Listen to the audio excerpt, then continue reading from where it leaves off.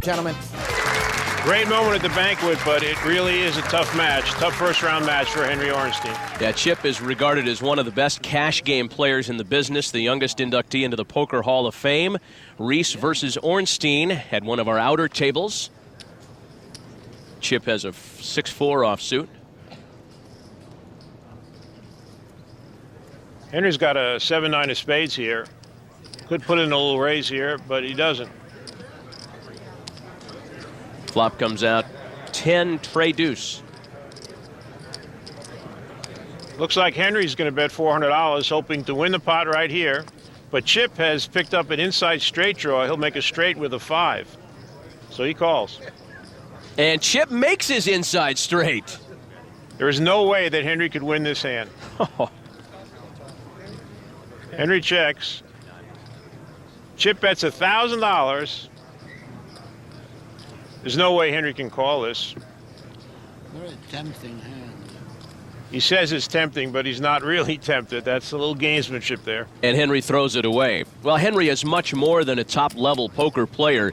He's lived an amazing life and shared with us his extraordinary story in his own words. I'm Henry Orenstein. They would kill us. They would kill us. They would kill us. I was born in 1923. Escape after escape after escape. I was born in Poland in a small town called Hrubieszów. As long as you live, there's always a chance. My parents were killed on October 28th. My mom called out to my brother, Fred, save the children. My sister Hanka was killed in a terrible death march from Stutthof in East Prussia.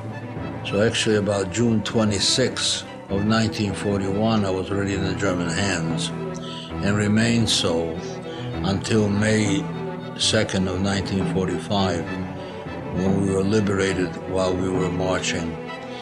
I once took all the situation that was in, did sort of a calculation about what were my odds to survive all these situations, considering the number of people involved, number of people killed, was 14,000 to 1. I have close to 100 patents, most of them all in toys. Johnny Lightning cars, then Transformers, Dolly Surprise, Sesame Street line was great. But I also have a poker patent. A thought struck me that if I could make a table where somehow the public could see on TV the close cards, in effect to see the whole game, bet by bet. David Sklansky came over to me when I was sitting once at Bellagio, and he sat down next to me. He said, Henry, you changed the whole poker world. All the poker players know that they owe a great debt to Henry Orenstein. He's responsible for the popularity of poker in the last few years. Henry's wife, Susie Orenstein, looking on. Henry's opponent, Chip Reese, looking at a 9-deuce offsuit. Chip's been raising a lot of hands, picking up a lot of small pots. Henry with 10-9 offsuit. And he calls, so the flop comes out King, 3, Jack, a couple of clubs. Henry has picked up an inside straight draw, makes a straight with a queen. Henry's tired of Chip pushing him around. He said, take that, you big bully. Chip throws his hand away, and Henry's made an aggressive play, and it paid off. He wins a nice pot. And Henry has taken the lead in this match as we take you back to our feature table where Billy Baxter has a chip lead over Doyle Brunson. They just keep giving me this hand. And Doyle throws away the hand named after him. I notice you don't play that one until you get ready to finish them off. I play it one time every tournament. I seem like I catch it all the time, but I've learned to throw it away mostly. The one time You found out it's not really all that great, eh? The one time every tournament I play in, they just keep giving it to me. And Billy and Doyle having some fun with that hand. It's called the Doyle Brunson, as that 10-deuce was used twice by Doyle Brunson to win the World Series of Poker in back-to-back years. It's not a good hand, Matt, but Doyle won 2 world championships by playing it. That's how you get a hand named after you. Doyle with offsuit connectors, and on that 8-7, he raises to 1,400. Suited connectors for Billy Baxter. Yes, a much stronger hand.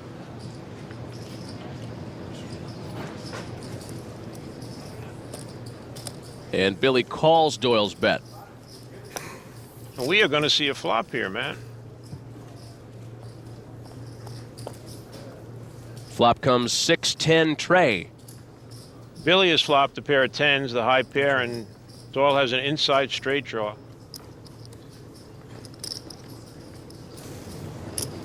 I'm all in again.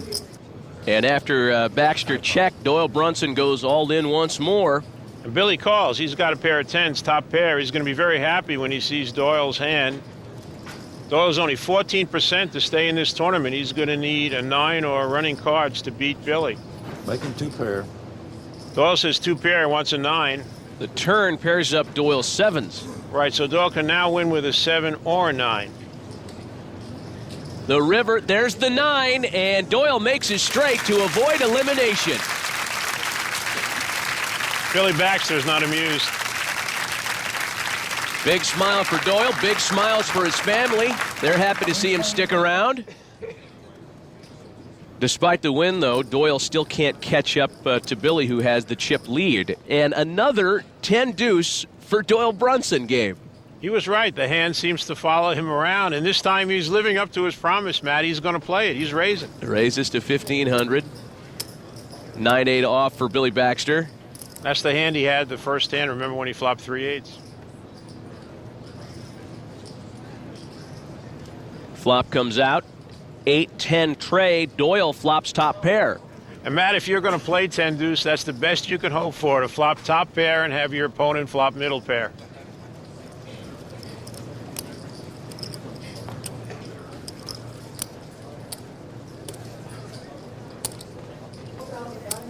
All right, I'm all in. Oh, on middle pair, Billy moves all Here we in. go. Here we go, Mr. Brunson in 10 deuce. I mean, I've got a cinch. He Penn moved all in on me. A very quick call from Doyle Brunson. The 10 deuces get there. It's uncanny how good this hand has been to Doyle. Turns a 6, and now Billy Baxter has a straight draw. He needs a 7, 8, or 9 to win. And once again, Billy's got Doyle covered here. This could be the end of the line for Doyle Brunson on this hand, should Billy win. Do it. Doyle says do it. River brings a king. That means Doyle Brunson wins the pot on his namesake hand with a pair of tens. His old pal, the 10 deuce, bails out the poker legend again. The 10 deuces get there.